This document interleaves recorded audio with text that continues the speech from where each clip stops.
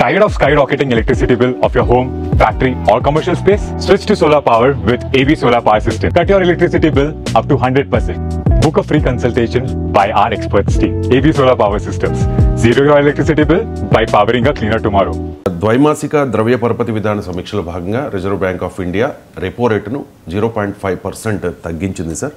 తాజా తగ్గుదలతో ఇది 5.5%కి చేరుకుంది. మనం తరచూ వింటూ ఉంటాం కదా సార్, ఆర్బీఐ రెపో రేటు తగ్గించింది, రివర్స్ రెపో రేటు పెంచింది, ఈ టైప్ ఆఫ్ టెర్మినాలజీ. ఇది సామాన్యులకు అర్థం కాని భాష. అసలు repo rate, reverse repo rate అంటే ఏంటి, దీని ఎఫెక్ట్ ఏంటి? అంటే రెపో రేట్ అంటే రిజర్వ్ బ్యాంక్ ఆఫ్ ఇండియా బ్యాంకులకు అప్పించినప్పుడు వసూలు చేసే వడ్డీ రేట్ను రెపో రేట్ అంటారు. అంటే ఆర్బీఐకి బ్యాంకులకు మధ్య రిలేషన్షిప్ ఏంటంటే ఆర్బీఐ బ్యాంకులకు అప్పులు ఇస్తుంది, బ్యాంకులు తమ దగ్గర ఉన్న సర్ప్లస్ ఫండ్స్ను ఆర్బీఐ దగ్గర పెడుతూ ఉంటుంది. సో ఆర్బీఐ బ్యాంకులకు అప్పించినప్పుడు ఓ వడ్డీ వసూలు చేస్తుంది కదా, ఫ్రీగా ఆర్బీఐ కూడా ఇవ్వదు. దాన్ని రెపో రేట్ అంటారు. అంటే ఆ రెపో రేట్ను బ్యాంకులు చెల్లించాల్సి ఉంటుంది ఆర్బీఐ దగ్గర తీసుకున్న అప్పు కొరకు. ఇక బ్యాంకుల దగ్గర సర్ప్లస్ ఉన్నప్పుడు రిజర్వ్ బ్యాంక్ దగ్గర పెడుతుంది, రిజర్వ్ బ్యాంక్ కూడా కొంత వడ్డీ చెల్లిస్తుంది, దాన్ని రివర్స్ రెపో రేట్ అంటారు. ఇప్పుడు రెపో రేట్ను 5.5% తగ్గించారు. అంటే అర్థం ఏంటి, రిజర్వ్ బ్యాంక్ దగ్గర బ్యాంకులు తన అవసరాల కొరకు అప్పు తీసుకున్నప్పుడు తక్కువ వడ్డీ చెల్లిస్తారు. అంటే చీపర్ లోన్ బ్యాంకులకు అందుబాటులో ఉంటాయి, చీపర్ ఫండ్స్. ఎందుకంటే బ్యాంకులు చేసే పని ఏంటి, మీలాంటి నాలాంటి ప్రజల దగ్గర డిపాజిట్లు తీసుకొని నాలాంటి వాళ్ళు మీలాంటి వాళ్ళు లోన్లు అడిగినప్పుడు లోన్లు ఇవ్వడం, డిపాజిట్ పైన వడ్డీ రేటుకు, లోన్ మీద వసూలు చేసే వడ్డీ రేటుకు, డిపాజిట్ల మీదనో బ్యాంక్ ఇచ్చే వడ్డీ రేటు, లోన్ల పైన బ్యాంకు వసూలు చేసే వడ్డీ రేటుకు మధ్య గ్యాప్ ఉంటుంది. ఆ డిఫరెన్స్నే బ్యాంకు తన ఖర్చులకు ఉపయోగించుకొని లాభాలు కూడా చూసుకోవాలి. ఇంటర్మీడియరీ కాస్ట్ అంటారు దాన్ని. ఇంటర్మీడియరీగా బ్యాంకులు వ్యవహరిస్తాయి, బ్యాంక్ ఏం డబ్బును సృష్టించవు. సో జనం దగ్గర డబ్బు తీసుకుంటుంది, జనానికి డబ్బు ఇస్తుంది. ఈ మధ్యలో వచ్చే వడ్డీ రేట్లను ఉండే గ్యాప్ను కాస్త బ్యాంక్ తన ఖర్చులకు వాడుకోవాలి, ప్రాఫిట్ కూడా అందులోనే బుక్ చేసుకోవాలి.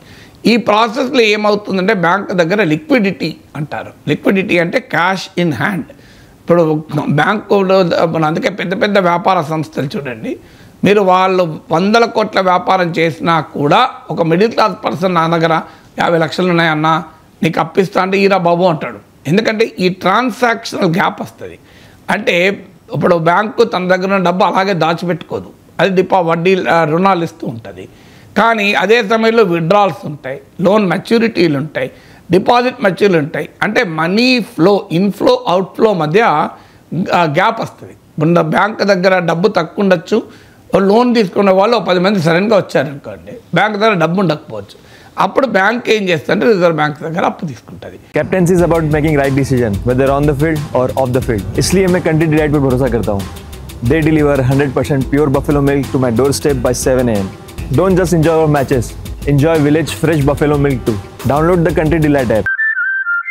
ఇప్పుడు మనం కూడా ఇప్పుడు పెద్ద పెద్ద ఫైనాన్షియర్లు అయినా కూడా సడన్గా వాళ్ళ దగ్గర ఒక 100 కోట్లు ఉంటాయి, 100 కోట్ల అప్పులు ఇచ్చుంటాడు. సడన్గా ఒక ఆయన వచ్చి నాకు 10 కోట్ల అప్పు కావాలంటాడు. 100 కోట్లు ఉన్నవాడు కూడా 10 కోట్లు రెడీగా ఉండవు. 10 కోట్లు ఏం చేస్తాడు, సో తనకు తెలిసిన మిత్రులకు అరే బాబు నీకు డబ్బులుంటే చెప్పండి అంటాడు. 102 కోట్లు 103 కోట్లు తీసుకొని వాళ్ళకి తక్కువ వడ్డీ ఇస్తాడు, ఇద్దరికి ఎక్కువ వడ్డీ ఇస్తాడు. సేమ్ అదే పని బ్యాంకులు కూడా చేస్తాయి. సో తన ఇన్ఫ్లో, మనీ ఇన్ఫ్లోకు మనీ అవుట్ఫ్లోకు గ్యాప్ ఏర్పడ్డప్పుడల్లా రిజర్వ్ బ్యాంక్ ఆఫ్ ఇండియా నుంచి అప్పులు తీసుకొని వడ్డీ చెల్లిస్తుంది. అదే రెపో రేట్ అంటారు. లేదు తన దగ్గర సర్ప్లస్ ఉంటే రిజర్వ్ బ్యాంక్ దగ్గర పార్క్ చేస్తుంది. సో ఈ రెపో రేట్ తగ్గించడం వల్ల జరిగేది ఏంటి అంటే బ్యాంకులకు తక్కువ వడ్డీకి డబ్బులు ఉంటాయి, ఫండ్స్ అవైలబుల్ ఉంటాయి. బ్యాంకులకు తక్కువ వడ్డీకి ఫండ్స్ అవైలబుల్ ఉన్నప్పుడు బ్యాంకులు కూడా రుణాలు ఇచ్చేటప్పుడు తక్కువ వడ్డీకి ఇస్తాయి. అది హౌసింగ్ లోన్లే కావచ్చు, అది రియల్ ఎస్టేట్ లోన్లే కావచ్చు, పెద్ద పెద్ద పరిశ్రమలకు లోన్లే కావచ్చు. అందువల్ల మానిటరీ ఎకనామిక్స్లో రూల్ ఏంటంటే క్యాపిటల్ కాస్ట్ తగ్గిస్తే ఆటోమేటిక్గా మనీ సర్క్యులేషన్ పెరిగి, కన్జంప్షన్ పెరిగి ఎకనామిక్ గ్రోత్కు ఊతమిస్తుంది అనేది monetary economics theory. And if there is money available at a lesser cost, people will borrow money. కంపెనీలు, వ్యక్తులు డబ్బు బారో చేసి ఇన్వెస్ట్ చేస్తారు లేదా ఖర్చు పెడతారు, దానివల్ల ఎకనామిక్ గ్రోత్ పెరుగుతుంది అని. ఎందుకంటే లాస్ట్ ఇయర్ 6.5% ఎకనామిక్ గ్రోత్. ఒకప్పుడు భారతదేశ ఎకానమీ 8% గ్రోత్ ఉండేది. అంటే వరల్డ్ ఎకనామిక్ గ్రోత్తో పోలిస్తే ఎక్కువ కావచ్చు, కానీ ఇండియన్ ఎకానమీ గత పర్ఫార్మెన్స్ పోలిస్తే తక్కువ. అందువల్ల ఆ రిజర్వ్ బ్యాంక్ ఆఫ్ ఇండియా గ్రోత్ను, ఇన్ఫ్లేషన్ ఈ రెండింటిని మేనేజ్ చేయడానికి మానిటరీ పాలసీని డిసైడ్ చేస్తుంది. ఈ మానిటరీ పాలసీలో భాగమే ఇప్పుడు మీరు చెప్పారు ద్వైమాసిక ద్రవ్య పరపతి విధాన సమీక్ష అని, అంటే మానిటరీ పాలసీ రివ్యూ ఇది. సో ఇందులో గ్రోత్ ఇన్ఫ్లేషన్, ఇప్పుడు తక్కువ వడ్డీకి బ్యాంకులకు డబ్బులు సమకూర్చడం ద్వారా రిజర్వ్ బ్యాంక్ ఆఫ్ ఇండియా వృద్ధికి దోహదం చేస్తుంది అనేది థియరీ. దాంతో ప్రజలకు రుణాలు తక్కువ వడ్డీకి అందుబాటులో ఉంటాయని. ఇది పాజిటివ్ అంశం డెఫినెట్గా. అంటే ఇప్పుడు హోమ్ లోన్ తీసుకునే వారికి తక్కువ వడ్డీకి లోన్ వస్తుంది. సో ఇది పాజిటివ్. బ్యాంక్ పరిశ్రమలు పెట్టేవాడికి తక్కువ వడ్డీకి లోన్ వస్తుంది. అయితే దీని ద్వారానే వెంటనే వృద్ధి సాధ్యమా? That is a different economics again. Theory on paper monetary economics అది. కానీ రుణాలు తక్కువ వడ్డీకి దొరికినంత మాత్రానే అప్పులు తీసుకుంటాను కాదు. ఇప్పుడు నాకు తక్కువ వడ్డీకి 5 కోట్లు ఇస్తానని చెప్పి నేను 5 కోట్లు తీసుకుపోయి వ్యాపారం చేయను. డిమాండ్ ఉంటే వ్యాపారం చేస్తాను, కొనేవాడు ఉంటే వ్యాపారం చేస్తాను. But that is a monetary policy assumption. రియాలిటీలో అవుతుందా లేదా తర్వాత. అలా కానీ దీనికి ఉన్న నెగటివ్ సైడ్ ఏంటంటే ఇన్ఫ్లేషన్ పెరుగుతుంది. అంటే ఎక్కువ మంది ఆ రుణాలు తీసుకొని తన బారోడ్ మనీ పైన క్రెడిట్ ఇండ్యూస్డ్ కన్జంప్షన్ బూమ్ అంటారు. అంటే రుణాలు తీసుకొని వినిమయం చేస్తుంటారు. దానివల్ల మనీ ఫ్లో పెరిగి ధరలు పెరుగుతాయి. అంటే ఎక్కువ మంది రుణాలు తీసుకొని ఇల్లు కొంటుంటారు, ఎక్కువ మంది రుణాలు తీసుకొని వస్తువులు కొంటుంటారు. కానీ ఇప్పుడు ఇన్ఫ్లేషను ఆన్ పేపర్ ప్రభుత్వ గణాంకాల ప్రకారం 3.2% పడిపోయింది. మన ప్రజలకు ఉండే ఇన్ఫ్లేషన్ వేరు, ప్రభుత్వాలకు లెక్కగట్టే ఇన్ఫ్లేషన్ వేరు. అందువల్ల గ్రోత్ తక్కువగా ఉంది, ఇన్ఫ్లేషన్ కంట్రోల్లో ఉంది. కనుక ఈ సమయంలో రెపో రేట్ తగ్గిస్తే మనీ అందుబాటు పెరుగుతుంది. రెపో రేటే కాకుండా సిఆర్ఆర్, ఎస్ఎల్ఆర్ అని ఉంటారు, cash reserve ratio, statutory liquidity ratio అంటారు. ఇది ఏంటంటే బ్యాంకులు డిఫాల్ట్ కాకుండా, అంటే బ్యాంకు దగ్గర డిపాజిట్లు పెట్టిన వాళ్ళు దివాలా తీయకుండా బ్యాంకుల దగ్గర ఖచ్చితంగా కొంత మనీ ఉండేలా reserve bank of India regulate చేస్తుంది. దాన్నే క్యాష్ రిజర్వ్ రేషియో. అంటే మినిమం మనీ రిజర్వ్ బ్యాంక్ దగ్గర డిపాజిట్ చేసి ఉంచాలి బ్యాంకులు, రేపు సడన్గా ఏదన్నా ప్రాబ్లం వచ్చినా కూడా నిలబెట్టట్టు. అలాగే లిక్విడ్లో ఉంచాలి, అంటే ఇమీడియట్గా క్యాష్తో మార్చుకునే రీతిలో ఉండాలి. దీన్నే సిఆర్ఆర్, ఎస్ఎల్ఆర్ అంటారు.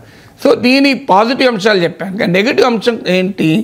ఎప్పుడైనా అప్పులు తక్కువ వడ్డీకి దొరుకుతున్నాయంటే అర్థం ఏంటి? సేవింగ్స్ పైన తక్కువ వడ్డీ వస్తుందని. ఎందుకంటే డబ్బు సృష్టించబడదు. సో దానివల్ల ఏమైతే ఫిక్స్డ్ డిపాజిట్ల పైన ఇంట్రెస్ట్ రేట్లు పడిపోతాయి. స్పెండర్స్ కోమో లాభం, సేవర్స్ కోమో నష్టం. రిటైర్డ్ పీపుల్ ఇలాంటి వాళ్ళు మెయిన్గా బ్యాంక్ డిపాజిట్ల పైన ఆధారపడతారు. ఎందుకంటే వారు స్టాక్ మార్కెట్లో పెట్టుబడి పెట్టి, బంగారం పైన పెట్టుబడి పెట్టి, భూములు కొని రిస్క్ తీసుకోలేరు కనుక, వాళ్ళకు రిస్క్ అపటైట్ తక్కువ ఉంటుంది కనుక, వాళ్ళకి లిక్విడిటీ అవసరాలు ఎక్కువ ఉంటాయి కనుక, అంటే ఎప్పుడు డబ్బులు అవసరం ఉంటుందో తెలియదు కనుక బ్యాంక్ డిపాజిట్లో పెట్టుకుంటారు. అలాంటి వారికి ఇప్పుడు డిపాజిట్ ఇప్పటికే బ్యాంక్ డిపాజిట్లు అన్అట్రాక్టివ్ అయ్యాయి, ఇంకా అన్అట్రాక్టివ్ అవుతాయి. దీనివల్ల ఇండివిజువల్స్ నష్టమే కాదు, బ్యాంకింగ్ వ్యవస్థ నష్టపోతుంది. ఎందుకంటే బ్యాంకులలో ఎవరు డిపాజిట్లు పెట్టుకోడు. ఇప్పటికే బ్యాంక్ డిపాజిట్ గ్రోత్ రేట్ బాగా తగ్గిపోయింది. అంటే ప్రజలు డిపాజిట్లు పెట్టుకోకుండా ఇతరత్ర అప్పుడు మీకు సిస్టమాటిక్ ఇన్వెస్ట్మెంట్ ప్లాన్, మ్యూచువల్ ఫండ్స్లోని సిప్పులలో పెడుతున్నారు.